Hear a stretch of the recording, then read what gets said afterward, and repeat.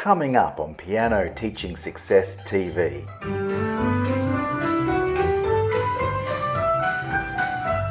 If they can't sing it, they can't play it. When you write things down,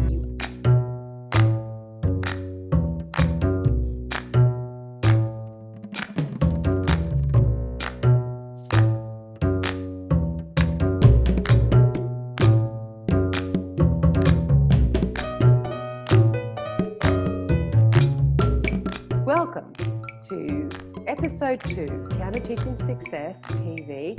I'm Gillian Erskine. And I'm Paul Meyer. Thank you so much for joining us. We've had such wonderful feedback from episode 1, so thank you very much. And we've got quite a lineup today, haven't we, Gillian? We sure do. We've got some little pentascales for you, which are going to be really, really fun. We know you're going to really enjoy them with your students. Dr. Anita Collins from Bigger Better Brains. Glory St. Germain. And Glory is the CEO of Ultimate Music Theory. So let's look at pentascales. These scales are 5-note scales. And I know a lot of teachers start teaching scales by using the 5-note scales, but we've made it slightly different, haven't we, Gillian? We have. We've changed it up because we think that we're finding with our students, and we've always taught chords from the very beginning as well. And so we've added 1 and 5/7 in as well, haven't we, Paul? Yep, and those chords, just using 1, C and G7, and C, that children really start to understand that tonic dominant harmony, which is really, really important part of learning music. We have a couple of videos examples, so maybe I can share those.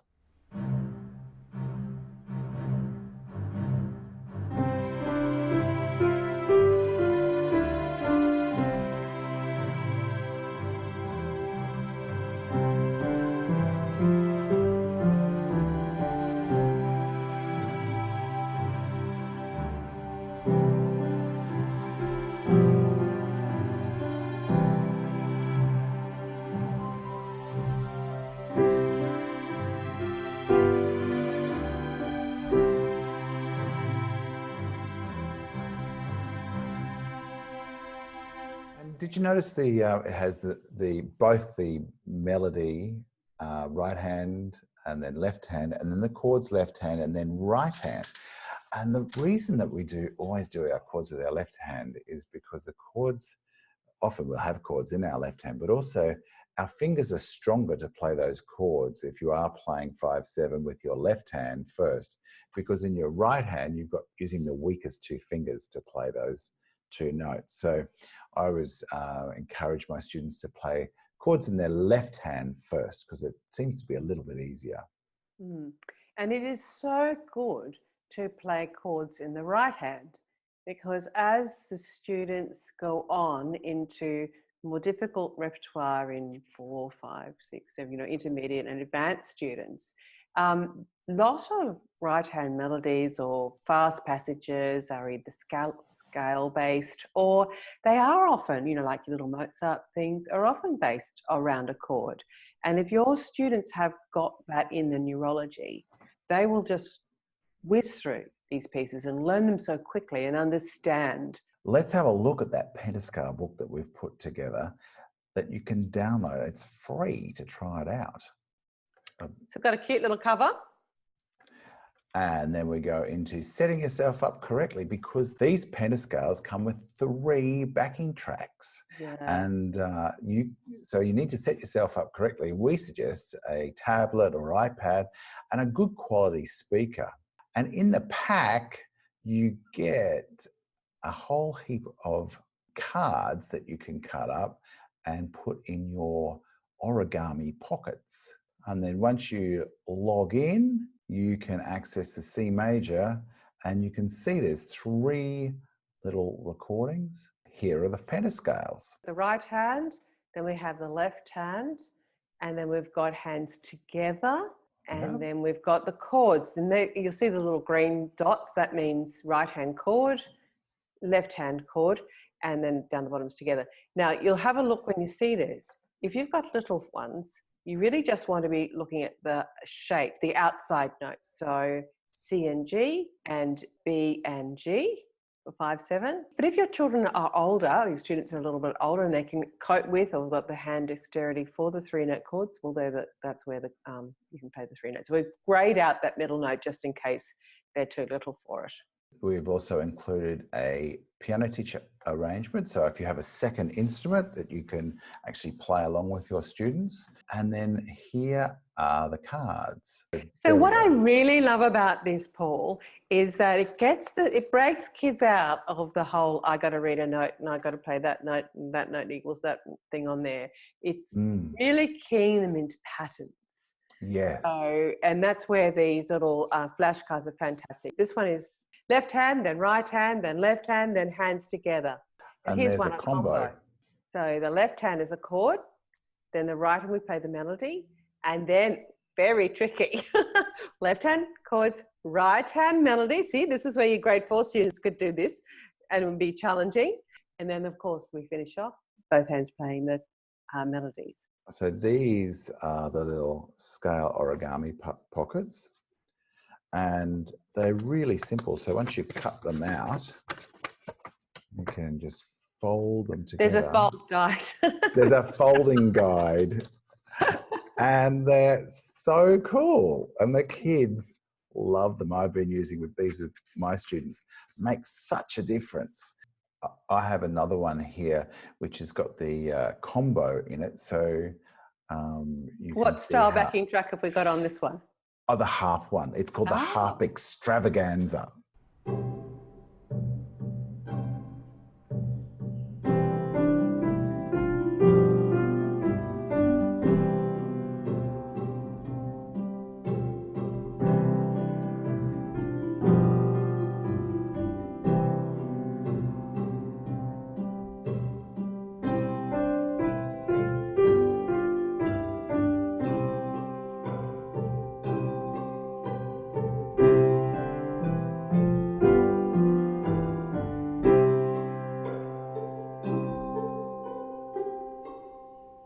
I thought I might share one of my advanced classes, what they have done from doing all these chords for so many years. Now, these kids have done grade 7, grade 6, they've done all their exams and things like that. But what they do is play pop music at the drop of a hat, just reading chord charts. And it started from playing chord 1 and 5, 7 back when they're 4 and 5 years old. So let me just share you a little snippet of them performing.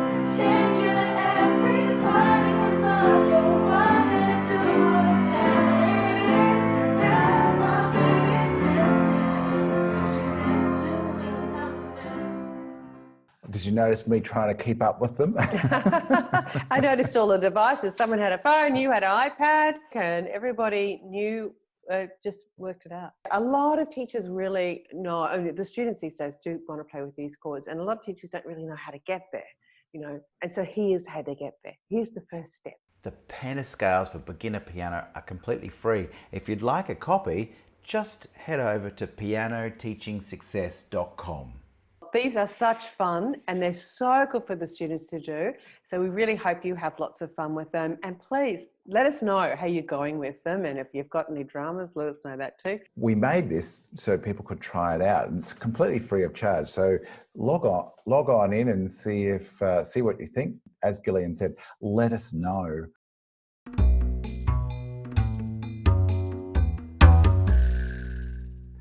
Now, Gillian, you and Anita were having such fun.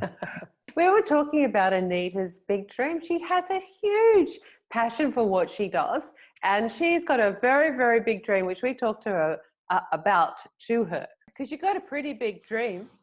Yeah. It's very simple. Very simple. Yeah, very simple. Yeah. But big. Yeah. I just want to show how it can benefit all of us, and how it can change the lives of so many children, but also it can change us. It will mould our society. If every child had music education from birth, it would fundamentally mould the new Australia or any country into something very, very different, and I think a lot better. But we've got to try it out and see. And I'm just making the argument for that. Well, we've still got a heck of a lot. When you think about music, and you say this in your training, it was one of the it's been, how long has music been with us? It's an ancient part of our brain. It comes from an ancient part of our brain. It's an ancient part of our... Yeah, music is our first language. We had it before we had speech. And thinking of it that way, it's like it's one of the four things that set off the internal reward network. Like, that's how fundamental it is to us as human beings. So to be where it is in our current thinking, and to be where it is in our current curriculums and things like that, it doesn't really reflect us as human beings. So how can we update ourselves on where music should sit in every child's life? Absolutely. And also that it just starts to key the parents into the value of this. Isn't just whether I practiced, or did half an hour. Who does a half an hour? No one does a half an hour practice, by the way. If you read Dr. Macpherson's study about how many hours of practice is done a week, it's not happening. But anyway, so that they, will drop out, because of whatever reason. And the reason, and just how compelling it is to not drop out. Yeah. All of this other stuff that goes in. Yeah, and being able to, I think as music teachers, we struggle. We know it's happening, but we don't often name it. Yeah. And we don't often have words to explain to a parent that, it's really great they're struggling because they're learning this, and this, resilience, and they're learning how to deal with frustration. They're learning how to find their way through their own emotional reaction, and how do they find what happens when it actually goes right, and to recognize that little spark of, I got it. How do we use words with our parents about that and explain what's happening, and that actually keeping them in the frustrating place is good, even though as a parent you desperately don't like watching it. You're actually doing something good for your child. And I remember that one of those key phrases was being comfortable with the uncomfortable. Yeah. And in a first world country, there are kids that are really doing it hard, for sure. But on the whole, our kids don't have to experience too much discomfort. No. And they're not learning an important life skill through that. So we've got to figure out different ways to put it in. And music wraps it up in a bow. Music is discomfort every single day, but only little bits, like microdosing on discomfort. Yes. And as a parent of two boys, I know how uncomfortable I am when they're just with their discomfort, because we just want them to be okay. I know. We just want to say, stop, don't do that anymore. It doesn't, it doesn't matter. But it actually really does. And I think in many cases parents need to be given permission to let them sit in that. But also it's important for us as parents to talk about how uncomfortable we feel and how much we want them to stop, but how we know it's best for them. And I think all that is an open conversation. Yes. And also that you as a teacher are happy with them being, and in fact, want them to, live in that little bit of discomfort anyway, because I think the parent just wants them to be, to tick the boxes and be okay and what have you. And they're worried about what you'll think of them. Yeah. If they're not. Yeah, exactly. So that's why it needs to be, we need to think about the three people in the experience, which is the parents, the student, and the teacher as well. And how do we create this safe place around the student for them to fail and learn?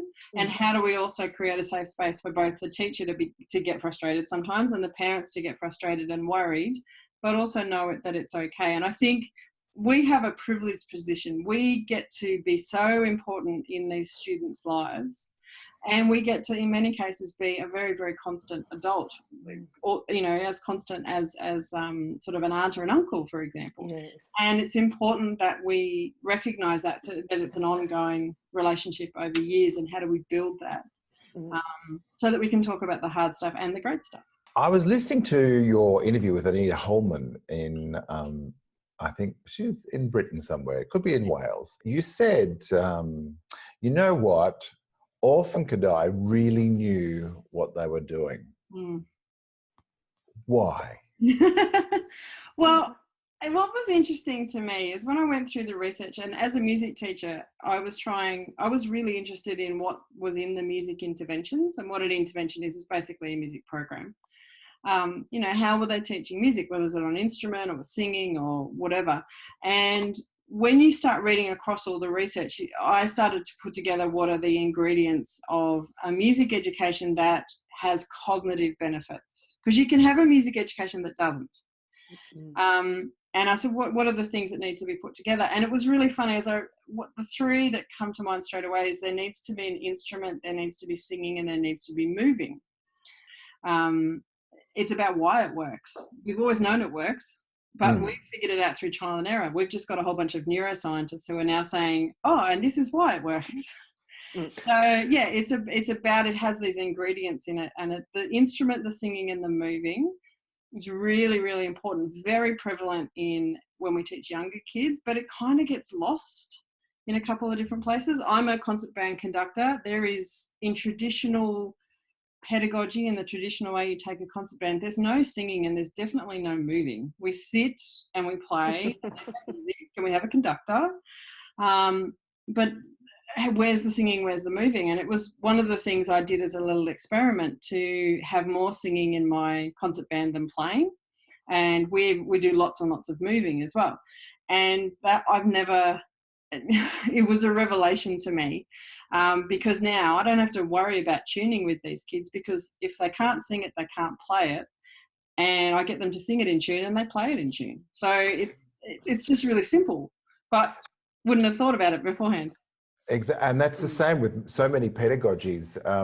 Certainly, as a piano teacher, and we at Forte School of Music, we use what we call whole body learning, which is a combination of Delcroze, Orphan Kadai, and teachers have to move and sing, and the children move and sing, and the results are amazing. And we've just been doing a lot of work with teachers on using that strategy, because traditional piano teachers and all instrumental teachers will put the music up in front of their student, and they all sit down and they play it, read and play, which is far from being an Orphan Kadai or Delcroze approach. Yeah. And we've always said, if you can sing it, you can play it. Exactly. Well, thank you for joining us today. Thank you. It's been an absolute pleasure to have you. You're the talk of the town. Everybody wants to talk to Anita. And I'm so grateful that you came onto our program. Thank you so much. Thank you very much. Well, that's Anita Collins. And we've got actually a very big, long interview than that. It's about 40 minutes, I think. And so you can pop on over to Piano Teaching Success TV and have a look at episode 2. And in the show notes, there'll be a link so you can go and see the rest of that video, or it's also available on Black Rock Music as well. And if you really want to see Anita Collins in person, because she's absolutely inspiring and she's just such a great presenter, you can go to Piano Pivot Live. And Dr. Anita Collins is going to be one of the keynote speakers at Tim Topham's Piano Pivot Live in January in Melbourne, 2020. And we're going to be there, aren't we, Paul? We're going to be. We certainly are. We're broadcasting again. We are, but it's going to be nothing like being there. There's just going to be, it's such a wonderful, I was talking to Tim today about Piano Pivot Live, and it's fabulous. You know, the speakers that he actually has, and talking really innovative ways to change your teaching for the better. And I'm so excited to be there myself. And we can bring you, the highlights, sure, but there's absolutely nothing like absolutely being there. Exactly. And Tim's also offered anyone who watches Piano Teaching Success TV a $30 discount off by using the coupon code Piano TV that you can see on your screen right now. Yep, $30 off. So that makes it $3.99. Brilliant. Instead of $429, which it is now. So well worth a visit, and that includes morning tea and lunch. So just fantastic value. And all of the wonderful presenters. So we'll be there, and we'll be looking forward to seeing you there as well. Okay, well, one of the other people that we've been talking to is Glory St. Germain. And Glory has written, gosh, something like 51 theory books. Anyway, I got a chance to talk to Glory, and we hear a little bit of our interview as well. And Glory, you have taught both private piano, you've taught group piano, and theory classes, and really the whole gamut from little ones and beginners and young ages right the way through to advanced students that have gone on to get diplomas and what have you. Yes. So tell us about your own journey as a piano teacher. Well, I started teaching when I was 16 years old. I didn't know anything. I should probably give them their money back, but I know I should. But I love teaching. I love teaching music. And, you know, when I was a little girl, I used to teach my dolls. Most people play dress up with their dolls, but I used to line them all up, and I would teach them because I was just a born teacher. And I think when I started teaching, really, I just wanted to buy a car. And so that was kind of my ultimate motivation, was make some money, you know. But through the years, it really led me to professional development and to continue with my own studies and attain my ARCT diploma, which is a certification from the Royal Conservatory of Music. And I'm really proud of that. It was a long journey, but I love to learn. And you know, I think we continue to learn. Even though we're teachers, we still keep learning, right? Yeah, absolutely. And it's that, really, you've been a continual learner through your whole life. And I remember we spoke fairly recently. I was thinking, how do you fit it all in? Because we're all busy with our lives, aren't we? So, yes. You know, any tips about how you fit it all in? Well, I think when I think back, you know, one of the things, of course, is you've got to have a schedule, and you and I are one of those where we kind of live by the calendar. And I think how I really continuously learn is that I do plan for that. My parents were all about NEPD, never ending professional development. And my options were, when I was little, is Glory, you can do the dishes, or you can go practice the piano. And so that was easy, you know, hit that easy button. Off I went to play the piano. And my dad paid me, true story, my dad paid me $1 per hour for practicing the piano. And then when I attained my ARTC, he said, "And now that you're teaching and making lots of money, could I have my money back?" Because I said, no, it's all mine. It's all me. Yeah. Oh, that's funny, because my mum used to say the same thing. Oh, go and make your bed. Well, do you want me to go and go do your piano practice? Go make your bed. And say, well, do you want me to do the piano practice or make your bed? Oh, go and do your piano practice. Yeah. Okay. Yeah. Way more fun. Fun. Yeah. So what prompted you? I mean, your dad was musical, and you grew up, and gosh, he played a wide range of instruments and what have you. So absolutely. What prompted you to start learning? Well, as I said, it wasn't really an option. My dad played multiple instruments. My mom also played the violin and the accordion. And in our house, learning was like brushing your teeth, you know, it's not an option. But I think it really established that happy habit of practicing. And it's really become the foundation of continued learning for me. It's just part of what I do all the time. And as my students became more advanced too, like I realized that, well, if you want to teach at that level, you need to continue with your own professional development, because otherwise they're going to leave you. And so, as my students were growing, I realized that if I want to expand my music business, I need to expand my music knowledge and ultimately my profession as an author, which really led me to developing the Ultimate Music Theory series. Oh, That's great.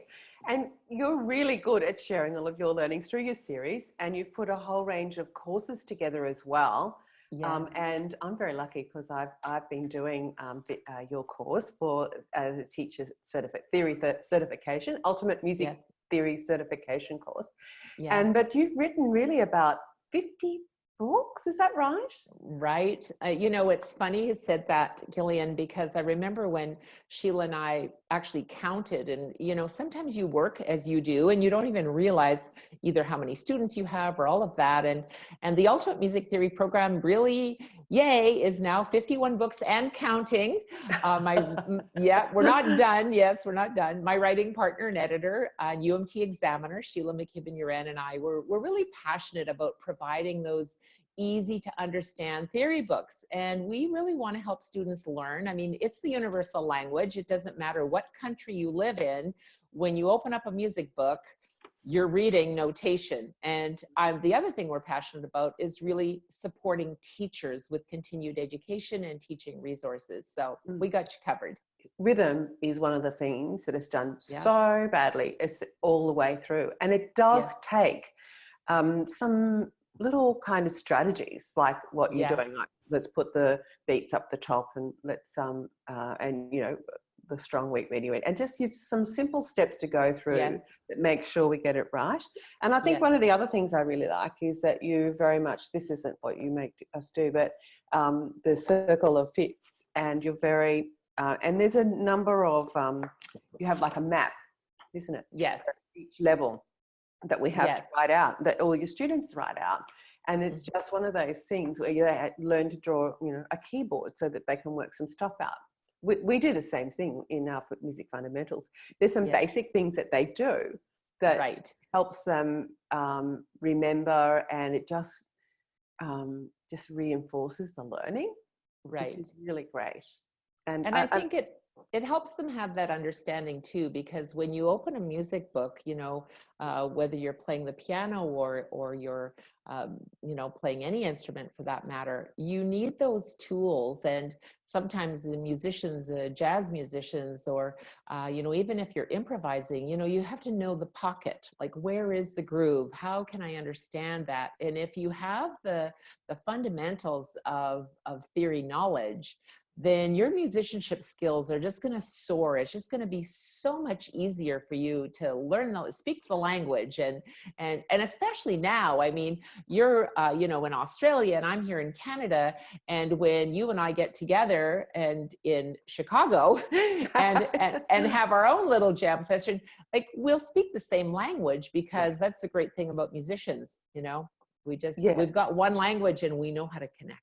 And I think it is, and it is the language. And just as English, we have to learn how to write essays. We learn how to write some sentences and what have you. We need to learn how to write, and what all of the little, you know, elements that make up a sentence. Well, we need to know all the little elements and what all the rules are to make up this language of music. And and I think, as you say, whether you're improvising or not, and a good ear. That combination of a good ear, because I found myself when I was doing the papers, you know, I'd be going, I'd be hearing it in my head, and also checking it from in both dimensions, from orally, but also from that, and I can do that. Not everybody can do that, but it is that combination of both. You can't just rely on one thing. You can't just rely on your ear. And you can't just, you know, it's not good. Although, you know, you can get a long way by understanding the theory, but that combination of both of them together is really, really a magic, isn't it? It is. And, you know, one of the things that I often talk about is that regardless of your learning style, whether you're a visual, auditory, or kinesthetic learner, when you write things down, you actually retain 30 to 40% more information than strictly through visual or auditory. And it's important to notate that. It's how we remember things better, because you can imagine a world where no one ever wrote anything down. They just listened and watched. It would not be as effective learning as if we engage in the act of writing. So when we do all three modalities, that's when the magic happens, as you said. Absolutely. We've also got ability for us to have a small taste coming up, haven't you? You've got Yes. Tell us about that. Okay, so we have got a fantastic webinar. It's a live webinar. I'm actually got 4 times for you. So whether you're in Australia or the UK or the US, any time zones, right here is you're going to be registering for the live webinar. You don't want to miss this. It's absolutely packed with information. You're going to discover 3 master keys to teaching music theory more effectively.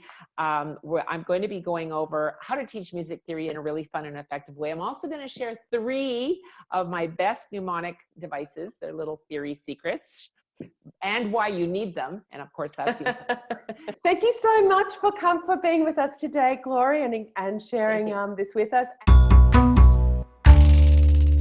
Wow, 51 books. She's been busy. She has. I think we've done about maybe 30 to 40 books. Yeah. Yes, probably.